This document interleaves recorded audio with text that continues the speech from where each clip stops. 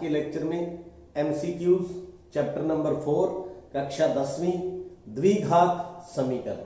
तो द्विघात समीकरण से संबंधित एमसीक्यू हम यहां पर करने वाले हैं और सीखने वाले हैं। उसकी प्रैक्टिस के साथ आप सीख जाएंगे।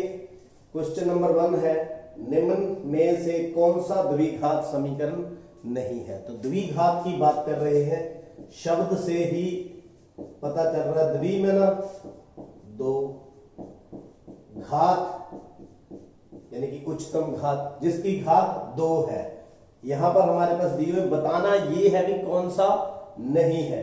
यहां देखिए स्क्वायर है, इसका मतलब द्विघात समीकरण ये तो है। होल स्क्वायर है तो खोलेंगे एक्स स्क्वायर आ जाएगा, तो ये भी द्विघात समीकरण है। सी पर विचार करते हैं, एक्स स्क्वायर प्लस 5 बराबर में एक्स प्लस 3 का होल स्क्वायर। तो देखिए देखने से ऐसा लग रहा है ये द्विघात समीकरण है, परंतु देखिए इसको जब हम सॉल्व करेंगे तो इसको खोलेंगे तो कौन सा फार्मूला लग जाएगा, a square plus b square plus 2ab यानी कि ए प्लस बी का होल स्क्वायर। जब फॉर्मूला लगाएंगे तो यहां पर एक्स स्क्वायर आ जाएगा। एक्स स्क्वायर से एक्स स्क्वायर क्या हो गया, कैंसिल। अब देखिए ये 5 है, ये 9 है, ये 6x है। तो क्या इसके अंदर घात 2 है, नहीं है। इसका मतलब क्या है, यह द्विघात समीकरण नहीं है। तो आंसर कौन सा हुआ, सी। जल्दबाजी की बजाय कैलकुलेट करके निशान लगाएं। नेक्स्ट, निम्न में से कौन सा द्विघात समीकरण है। द्विघात जिसकी समीकरण कितनी है, 2। तो प्रैक्टिस करते रहिए। यहां घात 3 है तो ये आंसर नहीं है। यहां एक्स स्क्वायर है, एक्स स्क्वायर है, देखने में ऐसा लग रहा है ये द्विघात है, लेकिन जब आप इसको सॉल्व करोगे, एलसीएम लोगे, यहां एक्स स्क्वायर आ जाएगा। तो जब इसके साथ ये मल्टीप्लाई होगा तो एक्स की घात कितनी हो जाएगी, 4 प्लस 1 बराबर में 2, यानी कि x की 4 प्लस 1 बराबर में 2x स्क्वायर। तो यहां उच्चतम घात कितनी होगी, 4। तो कौन सा हुआ, ये 4 घात का है, यह द्विघात समीकरण नहीं है। तो हमें बताना है कौन सा है। आगे चलते हैं, ये क्वेश्चन है सी। तो सी देखने से ऐसा लगता है नहीं है, परंतु बीच में मल्टीप्लिकेशन है, जल्दबाजी ना करें। तो यहां पर हमारे पास क्या है, 2x प्लस 1, 3x प्लस 2 बराबर में 6, x माइनस 1, x माइनस 2। तो पहले मल्टीप्लाई करके चेक करते हैं, गुना करेंगे तो कितना हो जाएगा, 6x square plus 4x plus 3x plus 2, यहां से 6x square minus x minus 2x plus 2। तो ये देखिए 6x स्क्वायर, इस तरफ भी जब 6 अंदर गुना करेंगे तो कितना हो जाएगा, 6x स्क्वायर। तो ये दोनों क्या हो जाएंगे, कट जाएंगे। तो घात फिर यहां पर नहीं बची 2, तो इसलिए यह भी नहीं है। फिर आंसर कहां दिखाई दे रहा है, ये 16x स्क्वायर, डी में देखते हैं। 16x square minus 3, 2x plus 5 और 5x माइनस 3। तो देखिए सारा मल्टीप्लाई करने की बजाय यहां देखिए घात 10x स्क्वायर हो जाएगी। इस साइड कितनी है, 16x स्क्वायर। तो ये कटेंगे नहीं, तो घटा होएगी तो कितना बच जाएगा, 6x स्क्वायर। इसका मतलब इसकी घात 2 बचेगी एंड में जाकर के। तो आंसर हमारा कौन सा है, डी। कुल मिलाकर जिसकी घात 2 वह द्विघात समीकरण। अब ये हमारे पास एक और क्वेश्चन है, क्वेश्चन नंबर 3। यहां पर क्या है, x प्लस 1 का क्यूब स्क्वायर है, स्क्वायर बराबर में 2x माइनस 3। इसको चेक करते हैं, होल स्क्वायर खोलेंगे, x square plus 1 minus plus 2x, 2x minus 6। तो 2x से 2x cancel, x square plus 1 plus 6 बराबर में 0। तो x स्क्वायर प्लस 7। तो क्या घात है इसकी, 2। तो कौन सी समीकरण है ये, द्विघात समीकरण। Next question number 4। तो 4 में क्या बताना है, हल बताने हैं। हमारे पास द्विघात समीकरण है, उसके हल किस प्रकार निकाले जाते हैं, 5x स्क्वायर माइनस 30 बराबर में 0। तो 5x स्क्वायर, 30 को उस साइड ले जाएं, x स्क्वायर बराबर में 30 बटा में 5 एक्स स्क्वायर बराबर में 6, तो एक्स की वैल्यू अंडर रूट यानी वर्गमूल प्लस और माइनस, यानी कि एक तो आ जाएगा प्लस का वर्गमूल 6 और एक माइनस का वर्गमूल 6, तो आंसर ए ही रहेगा। आंसर ए, बी नहीं है, यहाँ वर्गमूल नहीं है, सी में वर्गमूल 5 है, तो आंसर हमारा ए ही रहेगा। क्वेश्चन नंबर 5 की बात करें तो इसको सॉल्व करना है, हल इसके मूल बताने हैं, तो सॉल्व करें। इसके टुकड़े कितने बनेंगे? 7 और 3 बनेंगे, क्योंकि 7 और 3 10, 7 तिया 21, यानी गुना 21 एक्स स्क्वायर होनी चाहिए और जोड़ या घटाओ माइनस 10 एक्स होना चाहिए। तो कौन से फैक्टर हो गए? 7 एक्स और 3 एक्स। तो देखने में ऐसा लग रहा है -3 और -7 है, लेकिन जब आप इसको सॉल्व करोगे तो ये आ जाएगा x की वैल्यू यहां पर एक तो आ जाएगी 7 और एक कितनी आ जाएगी 3, यानी कि माइनस इस साइड आकर के क्या हो गया प्लस 7 और 3 या 3 और 7। तो देखिए कौन सा है चारों में? बी। Answer is B. इस प्रकार द्विघात समीकरण को सॉल्व करते हैं। आगे द्विघात समीकरण का अभीष्ट हल है। अभीष्ट हल हमें बताना है कौन सा, यानी कि इसके गुणनखंड कह लो या एक फैक्टर ढूंढ लेंगे। X square minus 8y plus 16 बराबर में 0। तो यहां x है, तो इसको ये देखिए जब हम करेंगे तो ये एक्स स्क्वायर माइनस 2 गुना में x गुना में 4 प्लस 4 का स्क्वायर, इसको ऐसे भी लिख सकते हैं। तो ये फॉर्मूला बन गया x माइनस 4 का होल स्क्वायर, यानी कि x की वैल्यू यहां पर कितनी आ गई हमारे पास? 4। कितनी आ गई? 4। या यूं कहें आप इसके फैक्टर भी कर सकते हो, उल्टा इसके अंदर पुट भी कर सकते हो।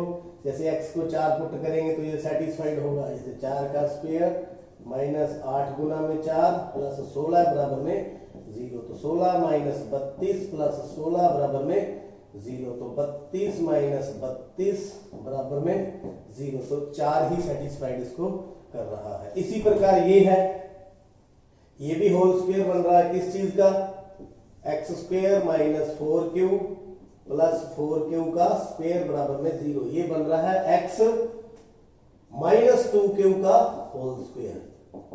ये होल स्क्वायर है, खोलेंगे तो यही बनेगा वापस।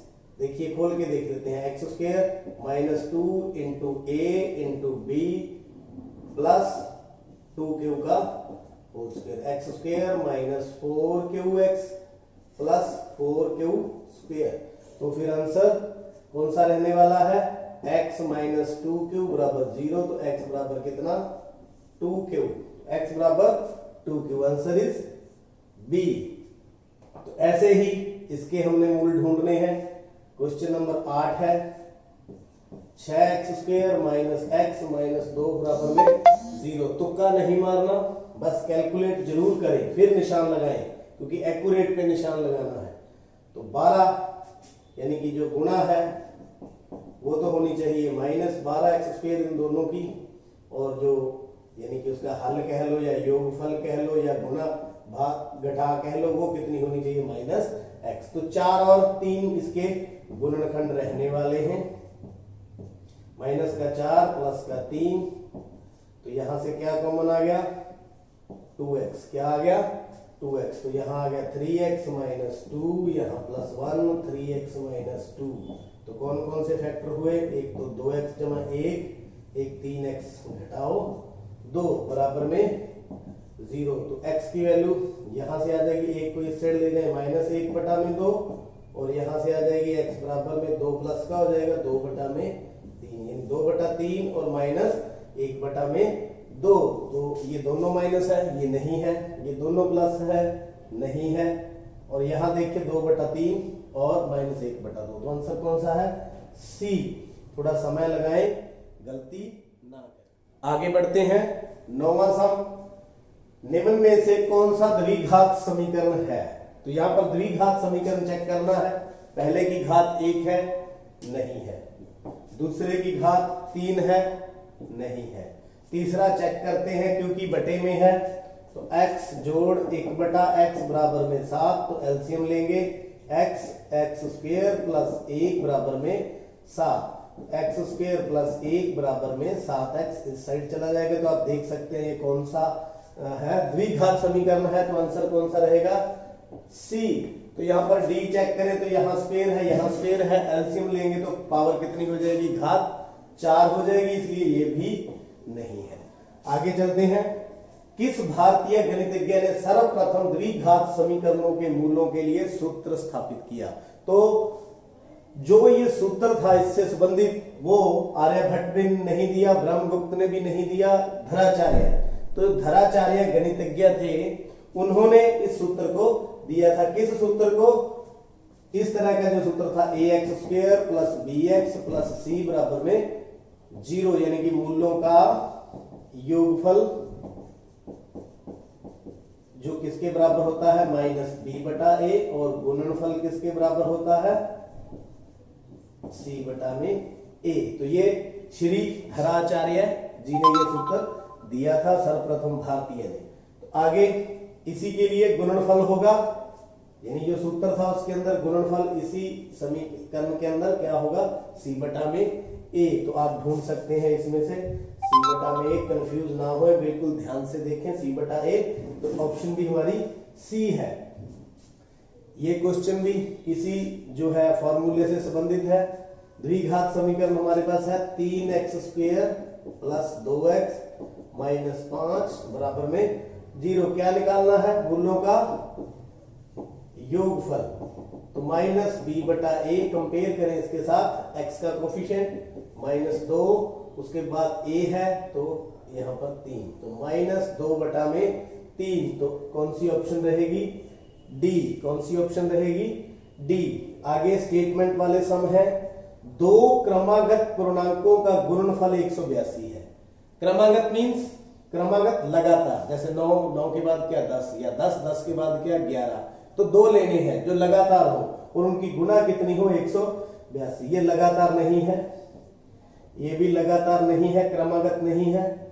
13 और 14 इसको चेक करते हैं, यानी कि 13 गुना में 14, तो 13 चौक 52, 5 13 और 5 18, तो 182।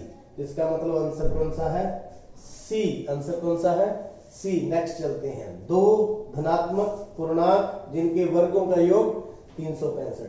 तो पहले तो क्रमागत देखें, 14 15 भी क्रमागत है, 9 10 भी क्रमागत है, 11 12 भी क्रमागत है, यानी कि ये चारों आंसर हो सकते हैं। तो बारी बारी हम चेक करते हैं। वर्गों का योग 365।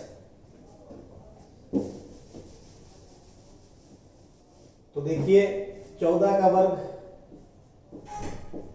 प्लस 15 का वर्ग, यानी कि 196 प्लस 225, 6 और 5 11, 9 2 11 और 1 12, 421, यानी कि ये ज्यादा है 14 और 15। 9 10 को चेक करते हैं, 9 का स्क्वायर 10 का स्क्वायर, ये 81 और ये 100, कितना आ गया 181, ये भी नहीं है। 11 और 12 चेक करते हैं, 11 का स्क्वायर 12 का स्क्वायर 121 प्लस 144, 4 और 1 5, यानी कितना हो गया ये 265। तो ये भी नहीं है। 13 और 14 का चेक करते हैं, 13 का स्क्वायर 14 का स्क्वायर 169 169, 196, 9 और 6 15, 1 9 6 15 और 1 16, 2 और 1 3, 365। तो इसका मतलब 13 और 14 भी इसमें आंसर है, ये बिल्कुल ठीक है। आगे है क्वेश्चन नंबर 15 के मूल क्या है, तो मूल ज्ञात करने हैं हमें। तो देखिए 2x square minus x plus 1 बटा में 8। तो क्या करेंगे, सबसे पहले एलसीएम लेंगे, 8 दूनी 16x square minus 8x plus 1 बराबर में 0। तो 16x square minus 8x plus 1 बराबर में 0 गुना में 8। तो इस तरह से सॉल्व करते जाए। अब इसके फैक्टर करेंगे, गुना तो जिसकी 16 हो और जोड़ कितना हो, माइनस का 8। तो वो क्या रहेंगे, माइनस का 4x माइनस का 4x। देखो दोनों को योग करेंगे तो -8, गुना करेंगे तो +16। 4x यहां से कॉमन आ गया, अंदर फिर 4x माइनस 1, 4x माइनस 1, यानी दोनों एक जैसे। जीरो करेंगे तो x की वैल्यू कितनी आ जाएगी 1/4, इसको भी जीरो करेंगे तो वैल्यू कितनी आ जाएगी 1/4, यानी दोनों कितने रहेंगे 1/4 1/4। ये 4 है नहीं है, ये रहे बी, आंसर इज बी। उम्मीद है ये आपको अच्छे लगे होंगे और देखने के लिए आप चैनल को सब्सक्राइब कर सकते हैं। आपका बहुत बहुत